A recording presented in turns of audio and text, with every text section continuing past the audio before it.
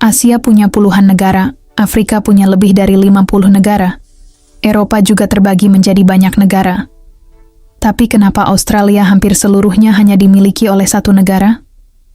Bagaimana bisa sebuah daratan seluas benua tidak terpecah-pecah menjadi belasan negara seperti belahan dunia lainnya? Apakah ini hasil dari strategi kolonial yang sempurna, atau ada faktor geografi ekstrem yang memaksa daratan ini tunduk di bawah satu bendera? Dalam video kali ini, kita akan membongkar rahasia geopolitik terbesar di belahan bumi selatan.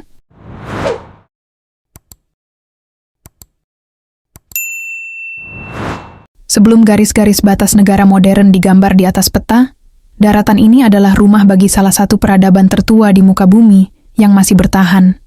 Australia telah dihuni masyarakat aborigin selama puluhan ribu tahun, hidup selaras dengan alam yang ekstrem. Mulai dari hutan hujan yang subur di utara, hingga gurun merah yang gersang di bagian tengah benua. Bagi mereka, tanah ini bukan sekadar wilayah geografis untuk dikuasai, melainkan entitas sakral yang hidup dalam ruang spiritual mereka. Selama generasi ke generasi, tokoh masyarakat dan tetua Aboriginal Australians bertindak sebagai penjaga kisah-kisah penciptaan dunia, mewariskan pengetahuan tentang jalur air, navigasi bintang, dan cara bertahan hidup melalui tradisi lisan yang tidak pernah terputus. Meskipun saat ini kita melihat Australia sebagai satu entitas politik yang tunggal, kondisi aslinya di masa lalu justru sangat kontras. Di atas daratan raksasa ini, terdapat ratusan kelompok suku dan bahasa yang berbeda-beda. Setiap suku, seperti Yolngu, Wiradjuri, Noongar, dan ratusan lainnya, memiliki hukum adat, wilayah berburu, dan dialek mereka sendiri yang unik. Namun, satu hal yang membedakan peradaban kuno Australia dengan Asia atau Eropa adalah struktur politiknya. Di sini, tidak ada kerajaan besar yang menguasai seluruh benua. Tidak ada raja yang membangun kastil megah. Tidak ada kaisar yang mematok batas imperium dengan kekuatan militer, dan tidak ada sistem pemerintahan terpusat. Mereka hidup dalam jaringan klan-klan kecil yang mandiri dan saling menghormati batas wilayah adat masing-masing. Ketiadaan struktur kekuasaan tunggal inilah yang di kemudian hari menjadi celah besar ketika kekuatan asing dari belahan bumi lain datang membawa ambisi penaklukan. Selama berabad-abad, keberadaan daratan raksasa di belahan bumi selatan hanya menjadi mitos geografi di Eropa, sebuah wilayah tak dikenal yang dijuluki Terra Australis Incognita. Namun, memasuki abad ke-17 dan ke-18, tirai misteri itu mulai terkoyak. Bangsa Eropa mulai menemukan Australia melalui serangkaian pelayaran maritim yang ambisius. Para pelaut Belanda sebenarnya menjadi orang-orang Eropa pertama yang menginjakan kaki di pesisir barat Australia, namun mereka menganggap tanah tersebut terlalu gersang dan tidak menguntungkan untuk perdagangan rempah-rempah. Penjelajahan daratan ini pun sempat meredup, hingga akhirnya sebuah ekspedisi ilmiah dan militer dari Inggris datang dan mengubah jalannya sejarah benua ini untuk selama-lamanya. Di tengah persaingan imperialisme global, muncul seorang tokoh penting dalam sejarah modern Australia, Kapten James Cook.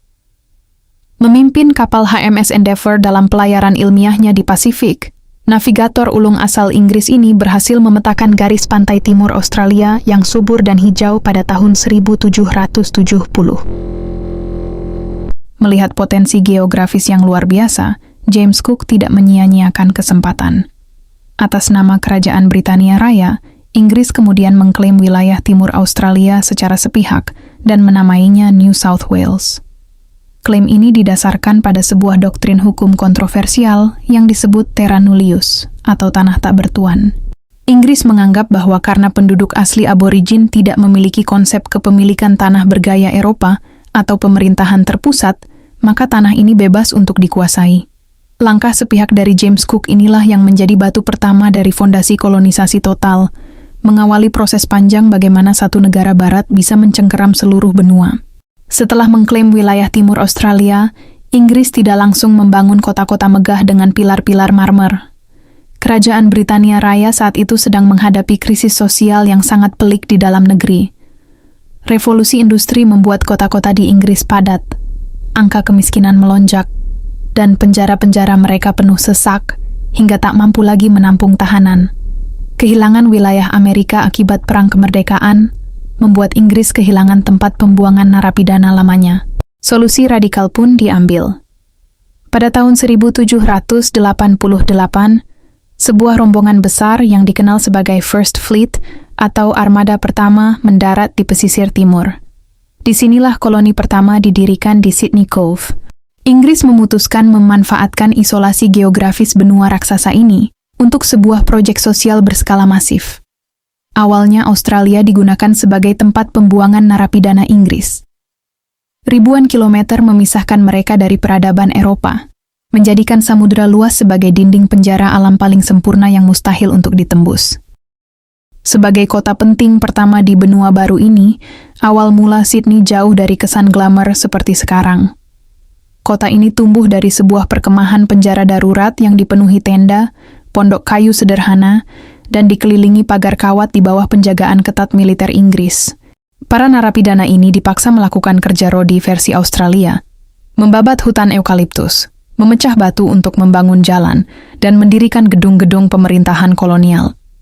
Siapapun yang mencoba membangkang atau melarikan diri ke pedalaman harus menghadapi kenyataan pahit. Mati kelaparan di tengah alam liar Australia yang asing dan kejam. Namun, sistem penal koloni atau koloni penjara ini perlahan berubah. Seiring berjalannya waktu, para narapidana yang telah menyelesaikan masa hukumannya diberikan sebidang tanah untuk bertani, memicu gelombang kedatangan imigran bebas dari Eropa, dan mengubah Sydney dari sekadar kompleks sel tahanan menjadi epicentrum ekonomi utama yang nantinya akan mencengkeram seluruh benua. Keberhasilan koloni di Sydney tidak membuat Inggris bisa bersantai. Pada abad ke-19, peta kompetisi imperialisme dunia semakin memanas. Inggris mulai didera ketakutan geopolitik bahwa kekuatan Eropa lain, terutama Prancis yang juga sedang aktif mengirim penjelajah ke Samudra Selatan, akan datang dan mengklaim bagian barat atau selatan benua Australia yang belum terjamah. Untuk mengantisipasi hal tersebut, London mengambil strategi agresif, mematok seluruh benua secepat mungkin. Inggris tidak lagi fokus pada satu titik di pantai timur. Mereka mulai mengirim ekspedisi baru ke berbagai penjuru mata angin, mendirikan pos-pos militer dan pemukiman baru di sepanjang garis pantai untuk menegaskan kepada dunia bahwa seluruh daratan raksasa ini adalah hak milik mutlak Britania Raya. Strategi penguncian wilayah ini melahirkan koloni-koloni baru yang kelak menjadi kota-kota besar Australia. Di bagian utara didirikan Brisbane, di bagian selatan tumbuh Melbourne dan Adelaide, sementara di ujung barat yang gersang dan terisolasi, Inggris mendirikan koloni Swan River yang menjadi cikal bakal kota Perth.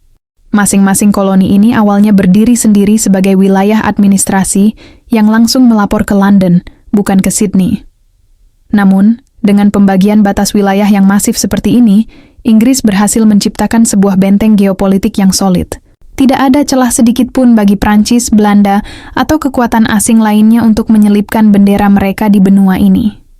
Melalui ekspedisi kilat dan pembagian koloni pesisir inilah, skenario satu benua, satu negara perlahan-lahan mulai terbentuk nyata di bawah cengkeraman satu mahkota.